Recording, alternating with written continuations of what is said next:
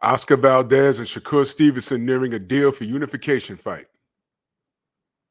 Here's what I'd like to see. Let's talk about it. Push the weight in our flex. Flex the live is one in the six. Fit the runner, boy, you nigga, no question. You will run a motherfucker high stepping. Hey, you never had a big enough weapon. Motherfucker never learned your lesson. I'm a 88 pack nigga. I'm a 88 pack nigga. I mean, day walker, drink blood, fangs out, full moon, motherfucker change like a hoe. I'm just a nigga from the hood trying to stack a little cheddar for the money. Drew Titan Bronx on deck. Shout out to the mighty LDBC. This just in. Oscar Valdez and Shakur Stevenson nearing a deal for unification fight April 30th at the MGM Grand. This is what we asked for. But where do you think I'm going with this? Huh? So, y'all know the drill. Boxing scene. Link will be in the description. Oscar Valdez does indeed want to fight Shakur Stevenson. BoxingScene.com has confirmed Sunday that the representatives of the Valdez and Stevenson have nearly completed a deal for those rivals to meet at 1:30. Title unification that ESPN executive expect to air April 30th MGM Grand in Las Vegas. Valdez owns a WBC super featherweight title, and Stevenson holds a WBO junior lightweight title. Former boxing scene contributor Dan Raphael, the sandwich master, first reported Sunday that Valdez and Stevenson are nearing a deal. So he reported it. That gives me no comfort, but let's roll with it. Stevenson, southpaw from Newark, New Jersey, tri-state area stand-up, has publicly questioned Valdez's willingness to fight him since Stevenson was the WBO's mandatory challenger for Valdez's WBO featherweight title. Now, let's stop right there for a second. Stop right there real quick. Well, you know what? No. Let's keep going.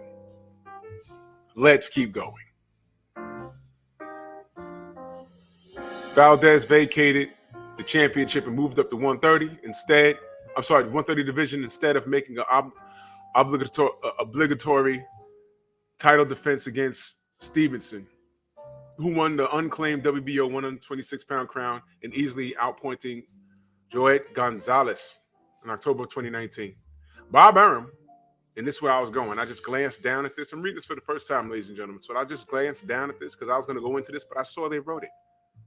Bob Arum, that guy, whose company, Top Rank, promotes Stevenson and Valdez, had pushed for Valdez, 30, no losses, 23 KOs, to box WBO featherweight champ Emmanuel Navarrete, 35 wins, 1 loss, 29 KOs in his next fight. Stevenson criticized Arum publicly for not wanting him versus Valdez next. Now, let's stop right there real quick. Funny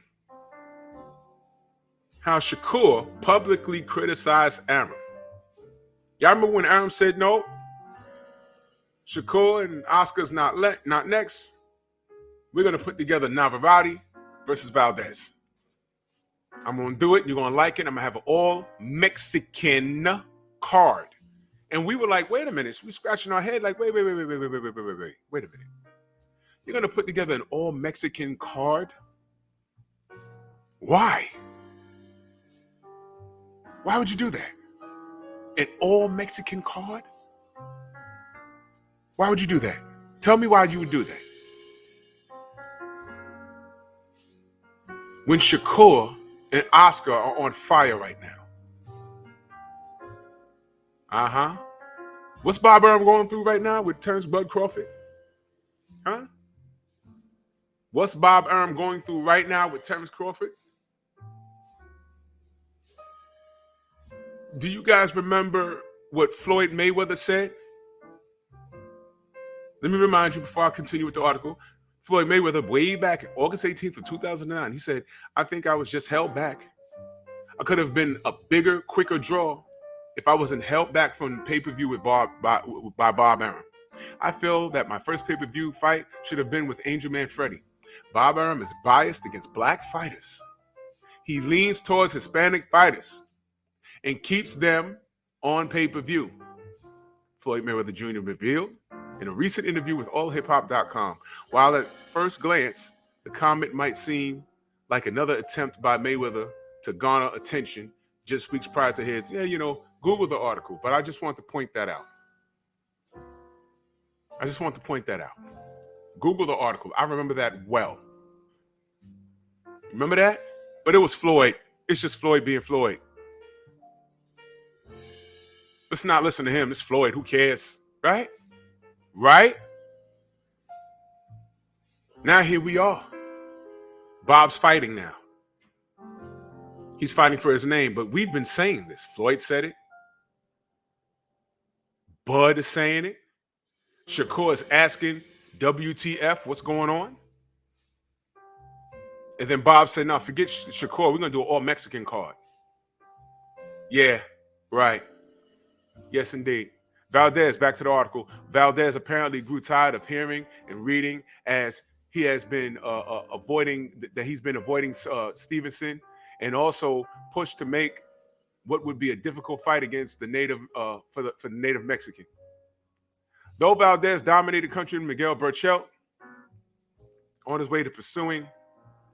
way of a surprising 10th round knockout last February 20th at the MGM Grand Conference Center, he figures to have a tough time dealing with Stevenson, highly skilled, intelligent technician, who is one of the best defensive fighters in the sport. The 24-year-old Stevenson, a 2016 silver medalist, 2016 silver medalist, overwhelmed Jamel Herring. Solid win. And his speed and skill in Stevenson's last fight. Stevenson beat Cincinnati's Herring, 23 wins, 3 losses, 11 KOs, by 10th round technical knockout, October 30th at the State Farm Arena in Atlanta. Stevenson was the mandatory challenger for Herring's title. All right? The 31-year-old Valdez had a tougher time in his first defense of the WBC belt than he did while battering Burchell. Valdez beat Brazil's Robson Fonseca. I'm sorry if I'm butchering the man's last name, by unanimous decision, allegedly, September 10th. But their 12-rounder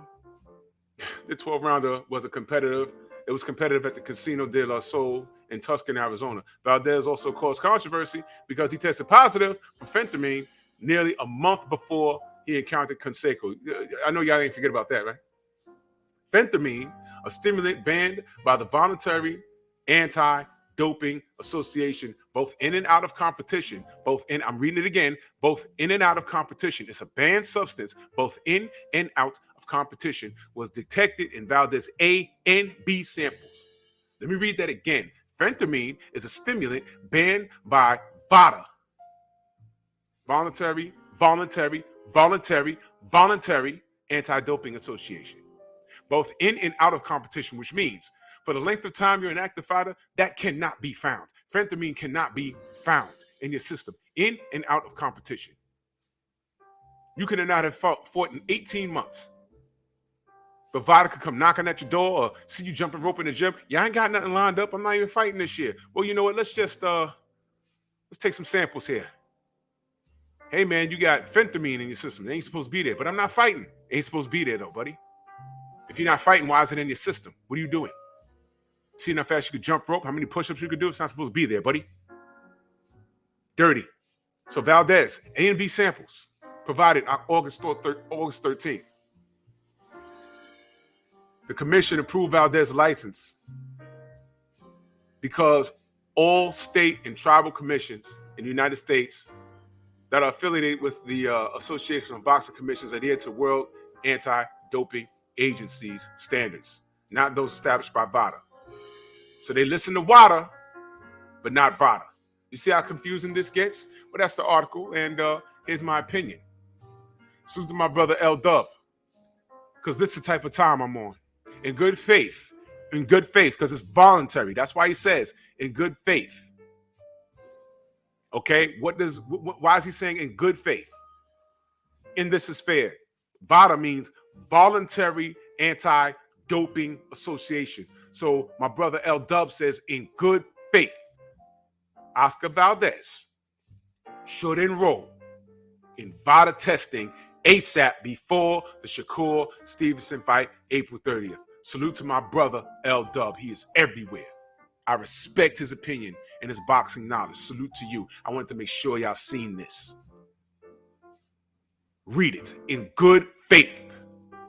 Now, those of you that says your Oscar's not dirty, your FOS, since we like acronyms, VADA, USADA, WADA, FOS is full of ish.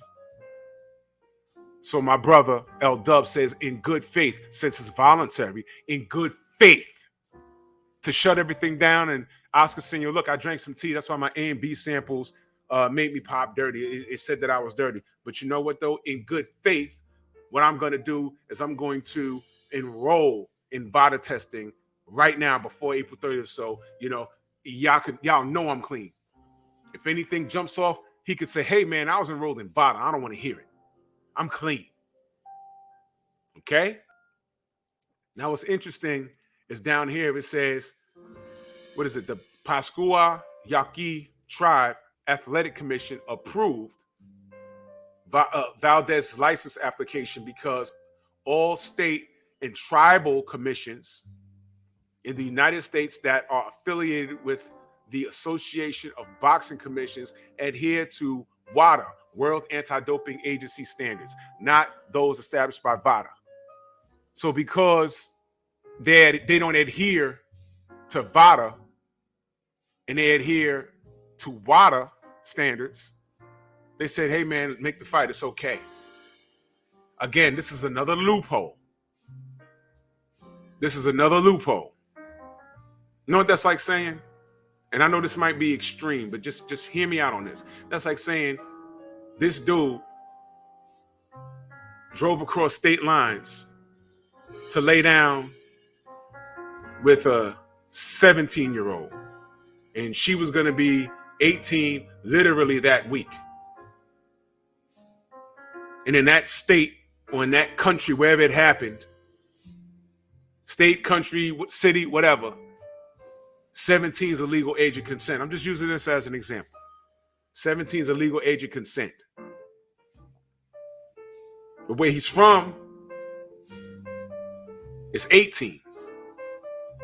And although he's a resident of the adjacent state, the state where the situation took place, it was legal. He knew what he was doing. That's why he came to that state and didn't do it in his state. Loopholes. Some of you might say that's a bad example. I don't care what you say. But you're reading it right here. This is a bad example. I mean, this is his samples. The only thing bad was his samples, his A and B samples. Those were bad because he failed both of them. But because they adhere to the rules of WADA and don't deal with VADA, make the fight. Loophole. What's the bottom line, though, family? His A and B samples were dirty. Whether it was WADA that caught it, or VADA, or USADA, it don't matter. He was dirty. And they went ahead and made the fight. So in good faith, Oscar, if you're a clean fighter, here's what you do. Enroll in VADA testing. In good faith, because you're clean, right? In good faith, right? Salute to my brother L Dub. Y'all let me know what you think. Because this is the fight I wanted. This is a fight that should be done. And I know what we want, which is genuinely the right thing. The soldiers and the people that just want to keep the people that are more concerned with keeping their people undefeated for whatever reason, and they don't want to see. This is boxing. You want to see your man tested. You want to see your man. You want to see your man prove he's the best. And here you got Shakur Stevenson, who wants to prove he's the best. And you got the help with these rabid-ass fans that are enabled by guys like top-ranked CEO Bob Arum. I'm going to have an all-Mexican card. I'm going to give you Navarrete, you're going to take it. Well, that changed. In the light of the Bud Crawford situation, that really did change, didn't it? Hey, look at me. I'm not racist. I'm going to make the fight. Yeah, we're seeing a lot of strange things. And we're still in January, ladies and gentlemen. Time reveals all truth. It's going to be a fun year. Salute to Shakur. Because if this fight is signed, I hope he whoops this cheater's ass. That's my stance on it. Salute to Shakur. I don't salute cheaters like this. This is crazy. You guys enable this crap if you want to. I'm not. He cheated. He got caught. And he's standing on that. I don't respect that. Done. Bronx on deck.